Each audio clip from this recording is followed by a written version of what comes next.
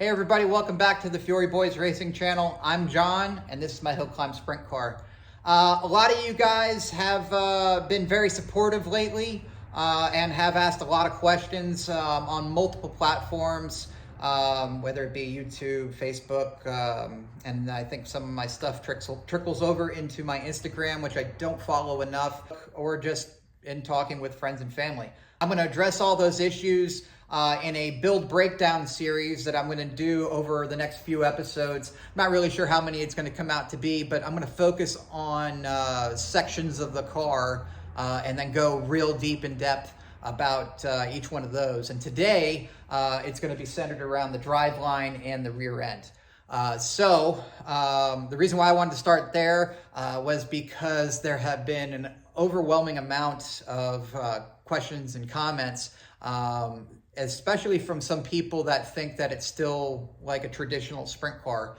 So I wanted to take a deep dive into showing some of those people what it actually looks like under there, and the amount of engineering that I had to do to get it to perform the way I want it to and still kind of fit the package. So without further ado, let's get started. All right, everybody, to kick off this build breakdown series, I'm going to start at the rear and then talk about everything that's involved with the driveline, and then I'll tackle other subjects here in the future, things like the fuel system, engine, front suspension, so on and so forth. But today we're working on the rear driveline and rear suspension. So here we go. I guess I'll start at the motor plate and work my way back to the rear. So first thing up is the bell housing itself. It's just basically a bell housing that you can get out of jegs. It is cut down both the bottom and the top in order to fit between this bar here and the one on the bottom there. Now you can see here, this is where the motor mount is. And this top bar used to run along the line of the top part of the motor mount. Now this has been spaced out about 1.5 inches because an LS block is about 1.5 inches shorter than a standard small block Chevy. So I didn't know that either. But anyway, inside there we have a 7 1/4 quartermaster clutch. It's a twin disc deal, and it has been the subject of debate for the last 3 races or so. We thought it was the culprit for a little while, but I am no longer on that train of thought. I think it's really the gearing inside the transmission here, and then also in the rear end. I think we just missed the mark in terms of what gearing we should have gone with. So that is going to be coming out and getting a new gear ratio put in it. However, we might not even use it because we want to go to a sequential gearbox made by TTI out in New Zealand. And if we can get that, that will be a 5-speed gearbox, and that will solve basically all the gearing issues that we have. However, that is $10,000, and actually a minimum of $10,000. So I will have to be reaching out to those guys a little bit to get the ball rolling, but I definitely got to have the funds ready to make sure that that can happen. Anyway, inside, or covering all the universal and everything that's inside there, I made these panels, and these panels are just literally protection panels. This one's kind of thin. They're both steel, but this one is, I believe, 11 gauge steel, so it's pretty thick. It's about a little over 1/8 inch thick. It's been welded and all that stuff. So that covers up any kind of explosions that would happen with the universal in here. Then there's also the drive shaft hoop here, as you can see.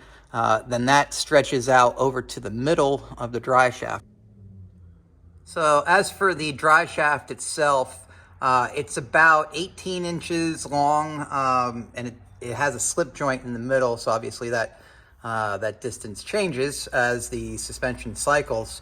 As you can see, one of my weights was knocked off, and that was when we had a suspension failure when this part was that had a different design. So anyway, this drive shaft, to find out how big the slip joint should be, I did have to go through the full suspension and build that all first, and cycle it and do all of that. I know that's something that a lot of people have brought up, but yes, I've been researching this steel for 7 years, so I've done quite a bit of research and work on it. But anyway, I'm still open to hearing everybody's opinions. I want to hear them before, I say that I've thought about them, or I don't want to find out about them the hard way. So I appreciate everybody's comments on how this is working. So just to give you an idea, before I go into this one anymore, I'm going to walk over here real quick. This is probably the best thing that I got right now. So this is a Dirt Super Sportsman. They are a little bit different than a regular sprint car, but the whole rear setup is pretty darn similar. So you can see that they have a fixed mount torque tube that runs. These cars have a flywheel. In a regular sprint car, they don't have a flywheel. It just goes straight into the motor plate via a thing called a torque ball, which is similar to the setup that's dangling on this torque tube right now. Anyway, so the drive shaft rides inside of that. There's a coupler inside of that black part right there. And then it's a live axle. So this whole thing turns. This is all one piece. And there's splines on the end so you can run your sprint car wheels. There's bird cages on here. These actually pivot on the axle. And then these are your torsion bars or arms. These are your torsion bars that are inside of here. These are your torsion stops. So yes, I have some similarities in my rear suspension to this, but here's where a lot of the stuff differs. So this is what we call a W-link, which is actually short for Watts link. But it's a different style Watts link than that I have in that car. So I call that one a Watts link, and I call this one a W-link. It's all the same. As for the Watts link itself, this part is actually designed for a asphalt stock car or asphalt late model, and it's designed for like a 3,000 pound car. So I have plenty of strength in there. And then for clearance, what we did was we milled these sides down on both sides, and then there was a greaser on this right here on the other side, and we took the grease fitting out and then re-drilled a hole. Let me see if I can get over there. So you could see the new greaser in the side there, and that's so we don't have any interference between the suspension parts. So a little bit of work there. And then as far as the arms go, I had to make them curve for different clearances, mainly to clear this when it rotates, or when it cycles rather. And then this part pivots right here on the snout, and that's for when any type of articulation's happening with the rear. So if this is, cockeyed or if the right side's lower than the left, it's still going to perform the way it's supposed to. And then the other thing is, I use clamps like these, which are actually meant for to clamp panhard bars on the front of. They're mostly used on pavement sprint cars. And basically what it allows you to do is slide these up and down on this tube. And that will allow me to adjust my ride heights. So basically for these heims, you want them to be level. Across the top and across the bottom, you want them to be parallel with each other. And in order to achieve that and keep your ride heights where you want them, these need to be adjustable. So that's the way I figured it in for this. And I think it's going to work out really well. It has been working out really well. And with the limited amount of racing experience that we got with the car, the handling felt really, really good. Now, I guess it's too early to make any permanent decisions, but so far I'm very happy. Haven't had any issues. I would say the rear is probably a little bit more stiff than the front suspension. Anyway, you can see the brake setups are completely different. This is just a left inboard brake. Some guys run these. This is just a smaller outboard brake. Moving back over to my car here, you can see I have torsion arms. These are straight though, because I needed them for clearance. Those ones over there are bent. And then I have torsion stops just like anybody else with a torsion bar car.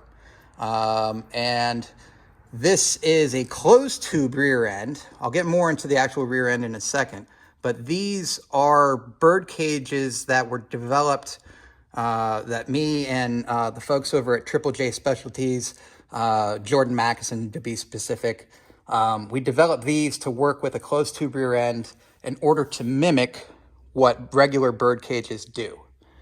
So the reason why I wanted that is because I want to keep this thing as close to a traditional sprint car as I can.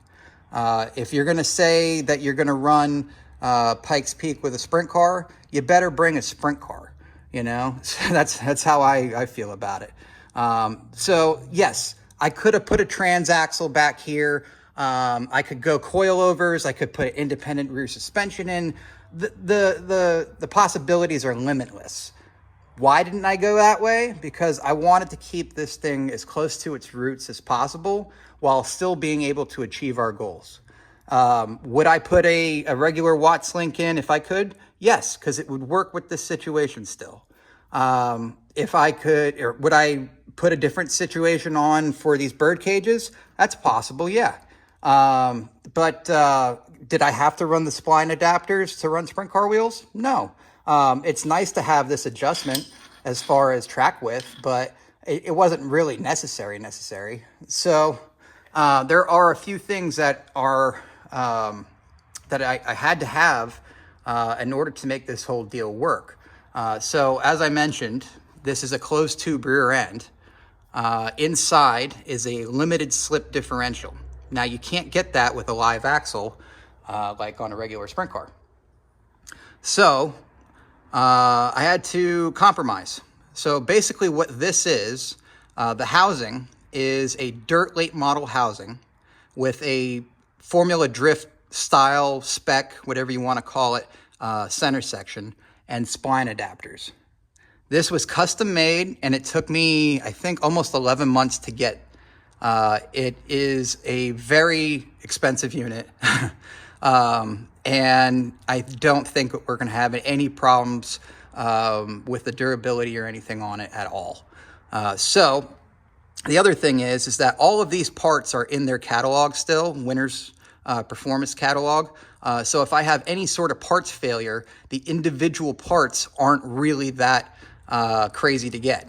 Now, the spline adapters are a different story. They only have a few of those left in stock. Nobody's really using them, so I don't think they're going anywhere, but they're very expensive. I think these, when I bought them, they were over $600 just for the adapters, which is like this forward, and which came with a few bearings, this brake mount, not the brake, or not the caliper, but yeah, so some things, but it's beautiful. It really is a nice piece.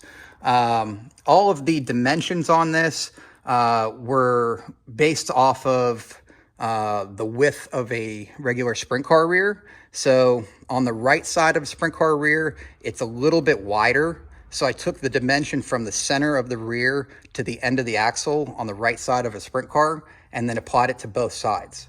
And that was just enough room to get everything in the way I wanted it. I could have made it a little bit wider, but then the track width would have been massive. And I didn't really want to go down that path. So through a little bit of calculation, a little bit of designing and development, we got this nailed down. So inside of here, there are two bearings, and these bearings ride on this, and then the bearings are held in by this clamp And then this spacer we had to custom cut, which has a pocket that the bearing sits inside of it. So the bearing is not actually riding on the surface of the rear, it's riding on the inside of these clamps, which are riding on the rear. And then this brake clamp holds this spacer in. The reason why we needed this spacer, of course, was for clearance, and everything is working out pretty well that way. As for the shocks, a lot of people are like, why didn't you go with a coilover? Why did you go with torsion bar? Well, a few things. I already know torsion bars. I have them. I know how to make parts for them. And then the other thing is I did a bunch of research on this car. And through that research, I found that torsion bars handle really well at low speeds. I came across that information initially through an article I was reading about the Formula One world champion car that Emerson Fittipaldi drove. And I think it was sponsored by the John Player. I think it was the John Player special car. And that was a torsion bar car. And the reason why they went to that was because they had so many races on the championship that year that were lower speeds. And through their research, they found that torsion bars handle really well at low speeds. So there's no reason why this shouldn't work. All the dirt track guys are like, yeah, torsion bars. All the road course guys are like, oh yeah, coilovers. Well, I mean, the truth is that unless you've worked with both, you really don't know which one's going to work better. I've had a little bit of experience with coilovers, but not a lot. But I know these, so that's why I'm sticking with them. If they don't work, we'll change it. Someday, will we go to an independent rear suspension? Possibly, but I think what I'd be doing is keeping the basic concept of what I have now, maybe putting a torque tube in and doing something like that, but then changing the side bells to the kind that the drift guys use, which are the shorties that have the universals, so you can use independent, or you can use axles that have the CV joints on them, so you can have independent rear suspension. At that point, I would fix mount the rear, and that wouldn't have to be a problem anymore at all in terms of driveshaft bind. I have researched putting transaxles in here before.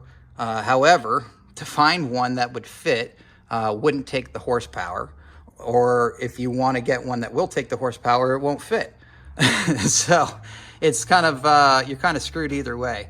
Not to mention they're huge and they're heavy, and they're very expensive if you can find one that is a motorsports application. I don't want to go that route just because I do want to keep this as close to a traditional sprint car as I can.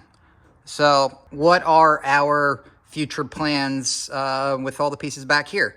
Well, not very much, just a few things as far as the rear end goes. We're going to send out all the pieces of suspension and basically anything that's not coated. We're going to send them out for coating. All the aluminum pieces will get anodizing, and all of the steel pieces will get powder coat. That is very important with this kind of racing, seeing that we do race in the rain, so you need to protect your stuff. Some of you guys might wonder why I have my shocks off in the rear all the time. It's a couple different reasons. The first one is to take off this panel. You have to take off the shock off the mount here. And then the other thing is you never want to put tension on your suspension pieces if you can help it. My front shocks aren't in danger of being bottomed out at all. These ones get kind of close, I guess. At least they feel like they do when they're sitting on the setup blocks. So I just take them off, I leave them off, and I also take all the tension off my torsion bars when they're sitting on the setup blocks. So moving around here, future state of things, again, just to touch on some things. The clutch setup will probably stay the same, maybe make a better mount, have it laser cut or something like that. But we'll figure something out, make this work a little bit better, make it a little bit more efficient, and especially if we're going to have to make it work with the TTI sequential box. Ideally, I'd like to have paddle shifters, but I don't know if that's going to be 100% possible. These things are going to be sent out for powder coat. Oh, this is my reverse in case anybody's wondering. You pull in the clutch, you push it forward, and then you release the clutch, and that's your reverse. So really simple. This is 1 and 2, reverse and forward, yeah. Anyway, I did kind of want to show you the shifter mechanism we got going on right now from the bottom side. So this part right here is just a stop. This actually will run into this bar right here so that the shifter doesn't over-rotate. Right here is the sleeve in which this whole shaft rides in. There's another one right down here. And then on the other side of that is another one of these. I'm not sure if I can get up in there to see it, but there you go.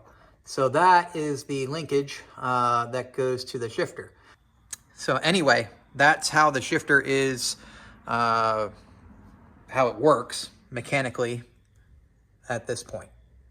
So I hope you found this entertaining and informative, and hopefully I answered some of your questions on why the things on this car, how they came to be, and why I went with certain routes, even though that there may have been better solutions. So the biggest thing to take away from it is that I want to keep the car as much a sprint car as I can right now. You know, down the road we'll explore different technologies and stuff like that. And reason for that is because I'm a big fan of history and everything, and I kind of want to keep things close in terms of design and stuff to what was on the mountain before with Al Unser and other sprint cars like that. I even think David Donner drove a sprint car up one year. So basically I want to, you know, follow those guys' footsteps and take a traditional sprint car up the mountain. To my knowledge, I don't think there's been anybody that's done it in an actual sprint car. Not a Silver Crown car, but an actual sprint car. A lot of people have been said this to me in my cars, or not a lot of people, a few people have said this, but they're saying it's not a sprint car because it has a clutch and a starter and stuff like that. And I mean, I'm sorry, those were things that I absolutely had to have by the rules. So in order to conform to this type of racing, you have to make certain sacrifices. However, in everything that I've done on the car, I stayed true to the original design of a sprint car, or a traditional sprint car. Yeah, there are some sprint cars out there that have coilovers and stuff like that, but predominantly they're torsion bar cars. And I have all that technology, like I've mentioned, and I understand that technology pretty well. I also have a sponsor, so that kind of helps. And I also have a sponsor for my shocks. Both of those guys work closely together, and both are kings in the sport in terms of what they do. And I listen to them. And if they say that it's going to work, it's going to work. I trust them. I have for years, and it's done me pretty well. So,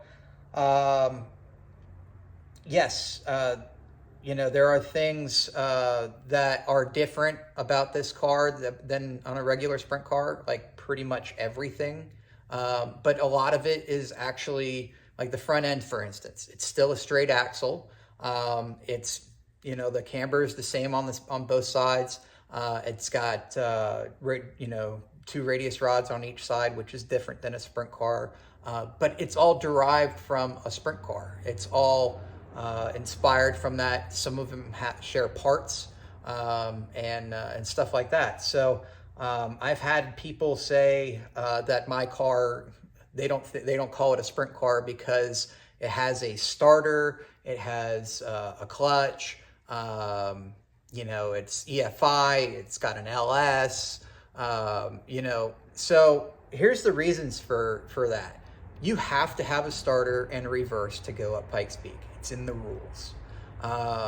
And the only way to do either one of those is to basically do what I did. And then you're starting at 9,000 feet of elevation and you're going up to 14,110. Some say 115. But you have to have EFI. Yes, there's cars that did it back in the day, using proportioning valves and stuff like that. But I mean, we're in the 21st century. Let's use everyday modern technology. We're not talking about cutting edge stuff here. So, with the Holley EFI, it gives me the ability to review my telemetry, and data logs and all that stuff, and it works pretty seamlessly. It's technology that other racing genres understand and have, so it's easier to get parts for stuff like that, as opposed to running like a mechanical injection system that regular sprint cars use. And it's a lot cheaper. I mean, some of these injection systems for sprint cars are going for $15,000 for these billet pieces, and I don't know if I can justify that, because I can get better performance out of an EFI system that I have about $5,000 wrapped up in, and that's all like top of the line stuff. So it's kind of doesn't make any sense to go the traditional route in terms of the injection. Like I said, you start at 9,000 feet and end at 14,110. And we went out twice, for the 99th and the 100th running. And we took a rental car to the top, and it barely made it up. And it was a brand new Toyota Tacoma, brand new. And it barely got to the top. By the time we got to the top, it was crawling. So if that is what it's like for a regular commuter car that's going 25 miles an hour, you can only imagine what it's going to be like for this guy here once I get twin turbos on it. That'll help and whatever. But so it's going to be starving for air is what I'm getting at, unless the air fuel ratio is constantly changing. So as I just mentioned, we are going to be putting twin turbos on it. It's definitely gonna need boost, because a supercharger, you're RPM limited. With a turbo, it just keeps spooling, and you can tell the computer to do certain things to make it spool in your favor, so on and so forth. No, we're not hanging, no big hair dryers out the side or anything like that. They're going to be on the smaller side because we want them to spool. Horsepower goals, probably looking for something around 800 plus horsepower. I don't think that we'd have any problems with 7 or more, but I would like to get in that 800 plus range. Hopefully that answered some of your guys' questions on why I went the route that I did. I fully encourage you to speak up and give me your opinions, and I thank you for those that thank you to those that have commented up to this point, the ones that have kept it respectful and stuff like that. There have been some comments that I had to delete, because they're not intended to do anything but hurt me. It's kind of like being bullied, so I'm not gonna put up with that. One guy said that, you're just gonna fly off the mountain. And maybe if he'd taken a look at some of the precautions that I've taken and discussed in previous episodes, maybe he would have thought differently. But I don't know. Some people are just going to be bitter, and if I'm going to do this YouTube thing, I got to grow a pretty tough skin. So anyway, with that, to everybody that has been very supporting and respectful and all that stuff, you are why I'm continuing to do this, and I appreciate you. And please like, share, and subscribe, and I'll see you in the next one.